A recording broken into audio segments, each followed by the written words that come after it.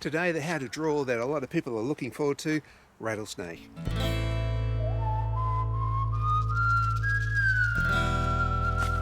Today yet another how to draw a snake, this time rattlesnake. And one of the things that really fascinates me about a rattlesnake is not so much the rattle, I mean that's awesome, it's when it puts its tongue out and the tongue goes right to the top of their head and then comes in and picks up that scent. So I'm going to do this picture of a portrait of a rattlesnake doing that. It's going to be a prairie rattler because when I was in America about 10 years ago, I was there with Smet Logic, and check out our link in the description to his channel. He makes some very cool herping videos. But we come across quite a few prairie rattlers, and I just really love that sort of, you know, the stripes on the face and the little dots on their body. They're a cool snake. So, pencils, paper, marker pens, whatever you use, let's get into it. Okay, we're starting off with a pencil here, and to the left you can see the finished drawing, what it looks like. I'm starting off basically working out the shape of where the coils are going to go. I kind of just like make this up. So a roundish sort of a head there. And you can see I've put down basically a line, and both sides of the line I'm going to fill out the whole body.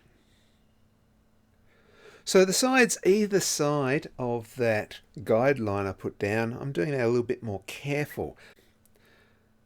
But notice when I put the guideline down, I did that pretty quick and swishy to get that sort of flow and movement happening.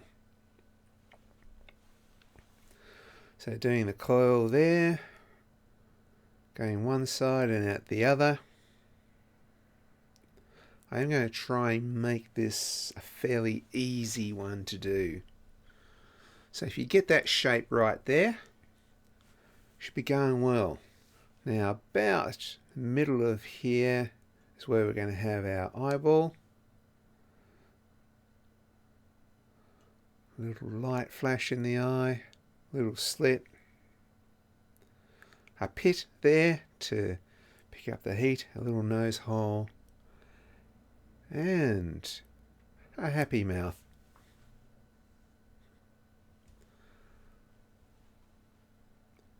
Now I've got that sort of cool makeup on it. It's got like white stripes on its face. I love that about rattlesnakes. Okay, now I'm drawing a tongue. I love the way the tongue just comes right out, sits on top of the head, and then goes back in again. It's something I've only ever seen with rattlesnakes. I'm sure other snakes do it, but that's just really cool to see them do that. So now I'm sort of working out where the backbone would be, which is almost on that guideline I did. Pretty close to it. Few little corrections there, you see. But that's basically where the backbone would be. Now I'm going to do stripes. They're going to go out, fan out. So I'm just sort of showing you roughly where I'm going to put them. So they're not straight all the way. They sort of fan out so that, let's just do one here. There. So you see on the outer they sort of point out, and inside the coil they kind of point in.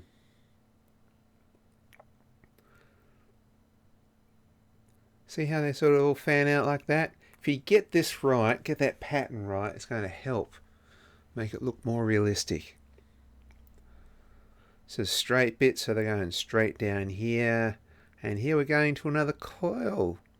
They're going to sort of fan out. They're going to point in and point out. So inside the coil they point in, outside the coil they sort of spread out all the way around. You can sort of practice that. If you don't get it right the first time, just rub it out, go again. And they're not particularly smooth, they're just blobs, really. They're not smooth ovals, they're just kind of patches, really, blotches. So the rattle there, I'm just going to do some little curved lines that side and again on this side, like little brackets. Between each blotch I'm doing another tiny little blotch, a little like a circle. That makes up for this lovely pattern on this prairie rattlesnake.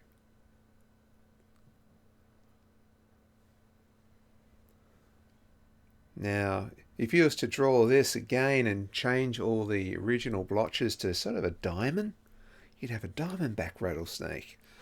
So the circles on the inside of the coil are close together, and on the outside they are far apart. And as we get near the tail, they almost join up with the blotches to make a band going around. And that's pencils all done.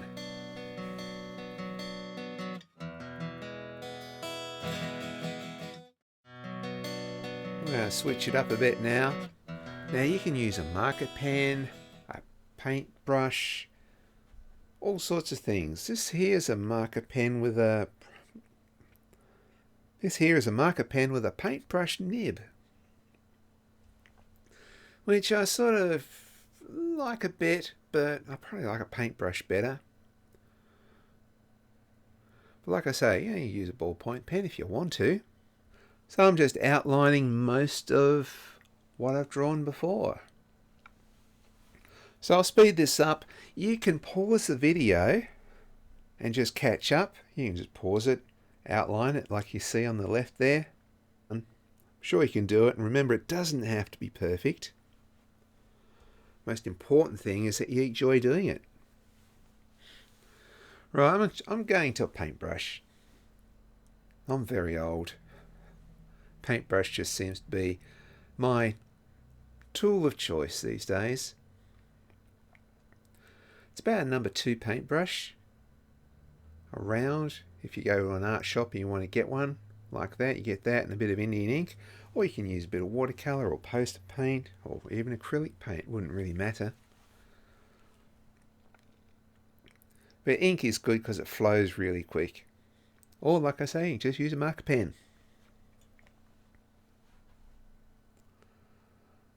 You got to use what you're comfortable with, and you got to enjoy it. That's probably the most important thing, actually. If you don't enjoy drawing, you're just not going to do it. But if you love drawing, well, you'll be doing it all the time, and you'll just keep getting better. A little bit of cross-hatching here. And I'll be doing a lot of cross-hatching on this particular one. So if you see some of my videos, I get there and I will mark out every scale like a brick wall. In this one, I'm going to use a bit of cross-hatching like this. So you see I do the outline, outlining the blobs there. And you see I'm even making it a bit blobbier, a little bit more crooked. So it was right what I said before, when you don't have to be perfect at this, because these blotches are uneven. They are sort of all crooked and a bit gnarly looking. It's part of their charm. So you see I'm cross-hatching inside the blotches. This is sort of my cheats way of doing a snake. It's a very simple way of doing a snake drawing. I'm not doing it scale by scale. I'm giving you the impression of texture. And by doing loose cross-hatching, that's what that does. Now, I'm going to think a little bit about this. What I'm going to do is, I think I will just, first of all, put a line around all the blotches that I've done. I'll do that. And I'll come back to the cross-hatching. So I'm going to speed this bit up so that this video doesn't take forever, because I hate YouTube videos that go for too long when they don't have to. Speed all this up, we'll cover them with blotches, and then we'll get back into the cross-hatching, and I'm going to talk about light and shade and how we can sort of create that illusion.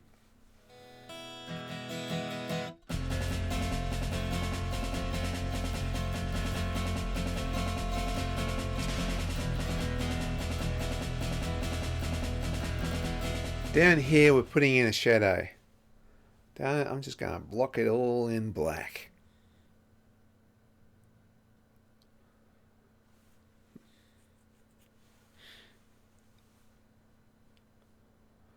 Sometimes you can do that, just put in a dark, heavy shadow.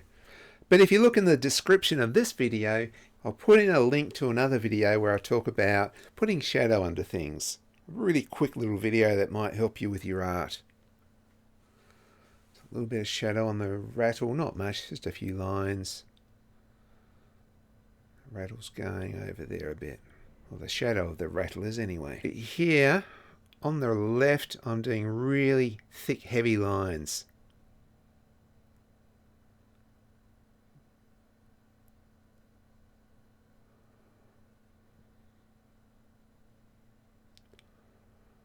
Peter out about there. On the right hand side of the blotch, I'm doing light, thinner lines. So this is to make the crosshatch almost black on one side and grey on the other. This will give a feeling of the light hitting one side of the body and lightening it a bit, and the darkness on the other side of the body making it really dark.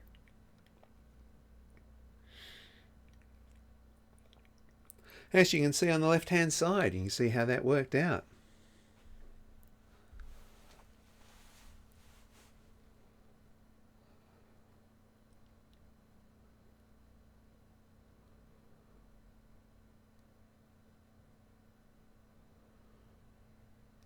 Now you could use 2 different thicknesses of marker pen if you want, or you can just be lazy like me and use a paintbrush.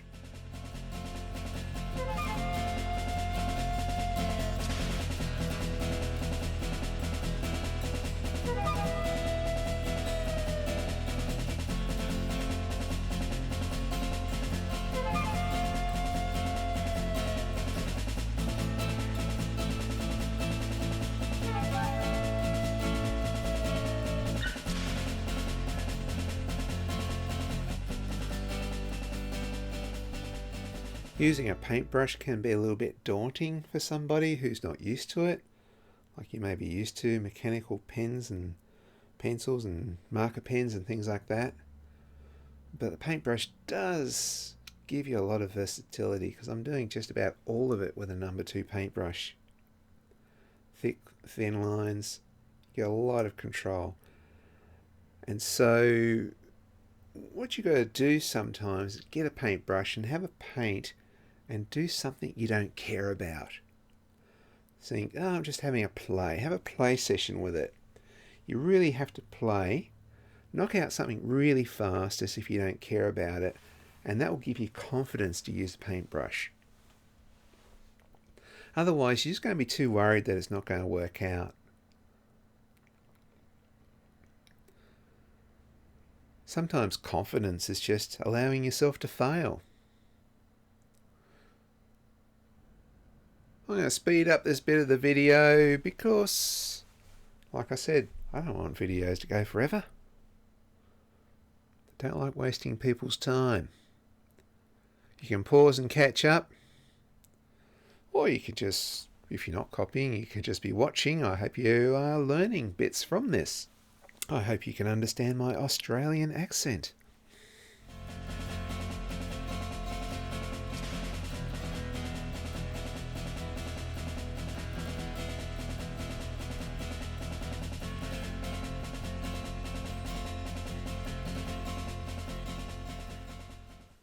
Okay, now for a tricky bit. We're doing a bit of cross-hatching around the blotches, but we're not bringing it right to the blotch.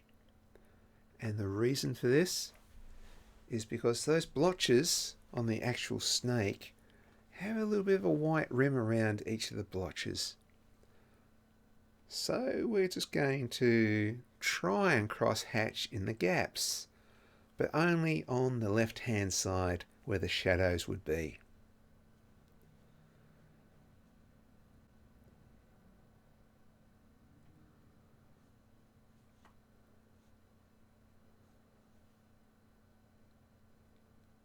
Very tricky in this little coil here.